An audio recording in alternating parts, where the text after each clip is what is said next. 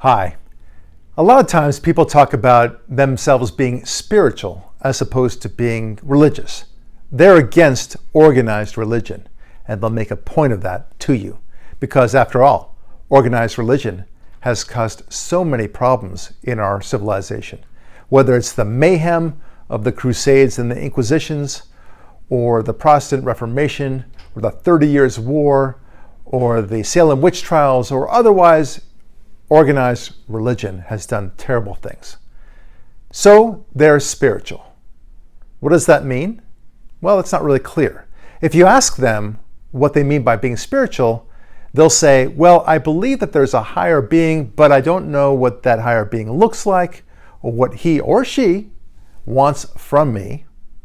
And what is good and what is evil, I don't know, but I know I'll do the right thing by my heart and by logic. That's the way I roll. And therefore, I'm a spiritual person. I'm ready to accept the notion that there's a higher being, but I don't really want all that churchy stuff. Thank you very much.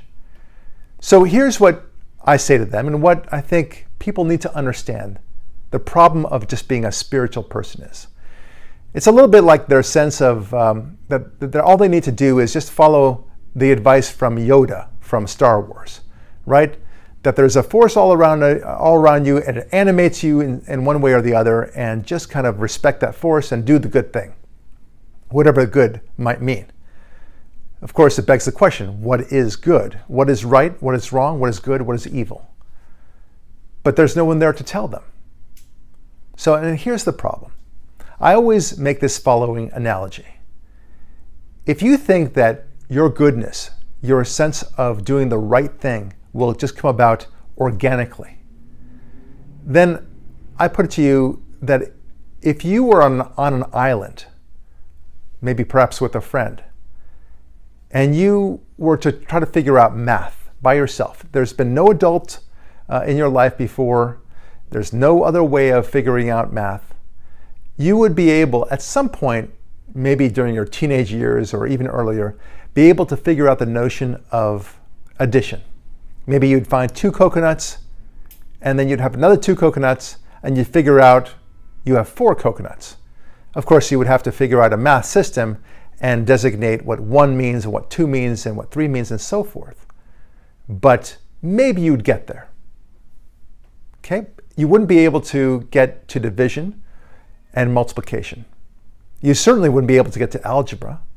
You wouldn't be able to get to advanced math, trigonometry, physics, or calculus, high energy physics, whatever, chemistry.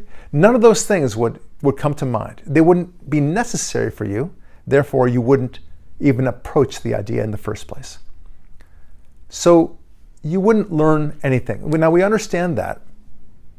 But when it comes to God somehow, people think that they can learn the most sophisticated elements of God somehow on their own, on that deserted island, as it were. But it just ain't so. The most sophisticated thing you can learn is about God. Not calculus, not high energy physics, not chemistry, not any of those things. God is the most complicated, meaningful, and deeply complex thing you could possibly ever study. And for you to think that you can handle this on your own is foolhardy, naive, Pollyannish, if you like. The truth is, you need other people to understand the wisdom of spirituality. And for that, yes, you need organized religion.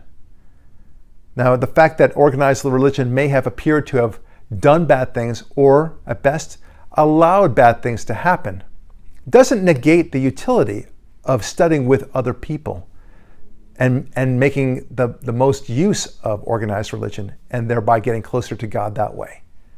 Next time you're in church and you hear an epiphany from a pastor, a priest, or a rabbi, ask yourself, would I have been able to figure that out by myself? I never knew that. This is the kind of stuff you need to ask yourself. At the end of the day, you need organized religion, not just your own sense of spirituality, to really appreciate and get closer to God. I'm Barak Lurie. Thanks for watching.